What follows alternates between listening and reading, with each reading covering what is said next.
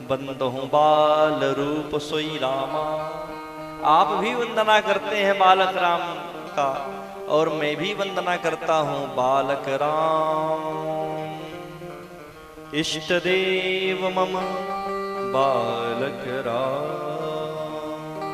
मेरे भी इष्ट हैं बालक राम, मैं भी बालक राम का ही वंदना करता हूं। तो चलिए ना प्रभु दर्शन करते हैं। भोलेनाथ ने कहा, हे काकभुचंडी जी, ऐसा है कि लाइन में लगो, सब दर्शन कर रहे हैं तो फिर लाइन में तो लगना ही पड़ेगा। काकभुचंडी जी ने कहा, भोलेनाथ देखो,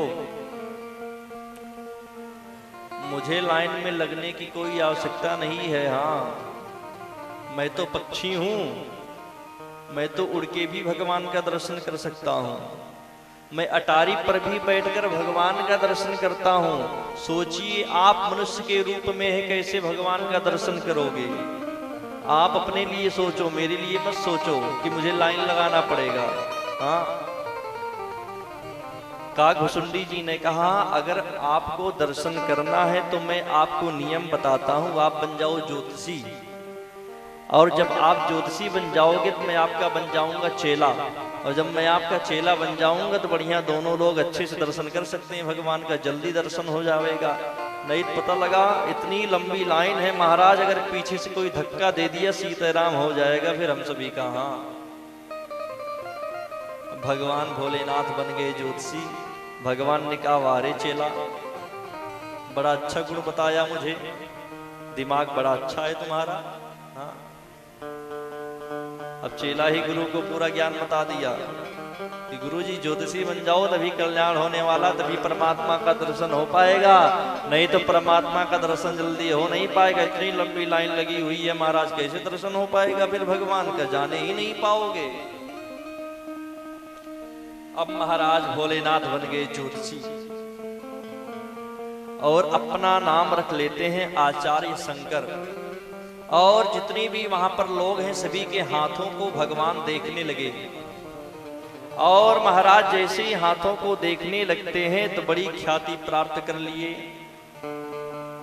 बड़ी दूर दूर तक उनकी कीर्ति गाई जाने लगी, कीर्ति का गान होने लगा। महाराज बड़े अच्छे ज्योतिषी हैं, क्योंकि हैं भगवान शंकर, भूत भविष्य वर्तमान सब बता देते वो।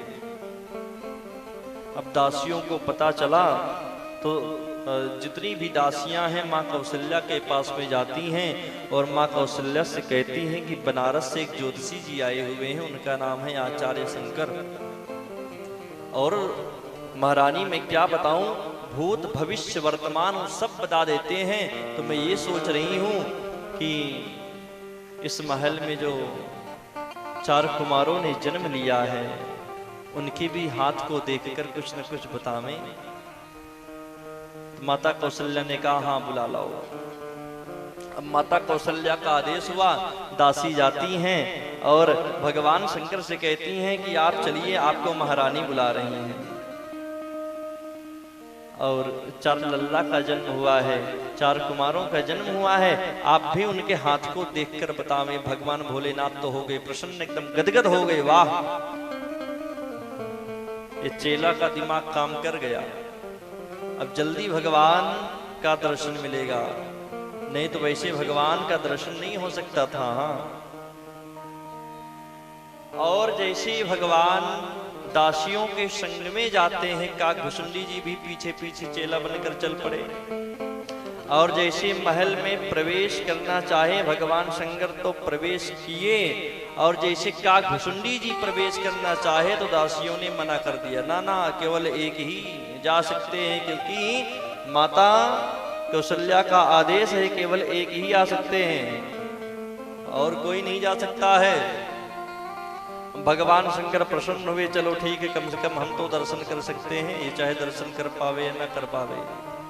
जैसे ही भगवान शंकर आगे बढ़े, काकभुचंडी जी ने भगवान शंकर के हाथ को पकड़ लिया। महाराज कहाँ मुझे छोड़कर चले जा रहे हो? हाँ, अभी आपकी जितनी भी पोल पट्टी है सब मैं खोल दूंगा। आप कोई ज्योतिषी उदसी नहीं हो, कोई आचार्य शंकर नहीं हो। हाँ, आप कुछ नहीं हो, आप स्वयं भगवान भोलेनाथ हो, भी मैं सबको बता दूंगा। भगवान शंकर बेचारे बड़े परेशान। भगवान शंकर के ना ये दर्शन करेगा ना मुझे करने देगा दर्शन, बड़ी दिक्कत हो जाएगी अब तो मुझे। ना ये दर्शन करेगा और ना मुझे दर्शन करने देगा। अब भगवान शंकर को दिमाग लगाना पड़ रहा है।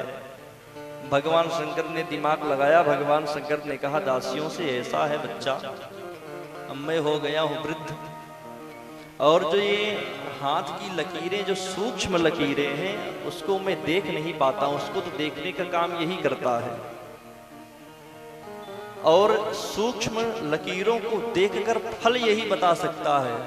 मैं तो केवल बड़े बड़े लकीरों को ही देख सकता हूं। जब ऐसा कहा तो दासियों ने कहा चलो ठीक है, मैं दोबारा जाती हूँ, माता से आदेश लेकर आती हूँ। दासियों जाती हैं और माता कौशल्या से आदेश लेकर आती हैं।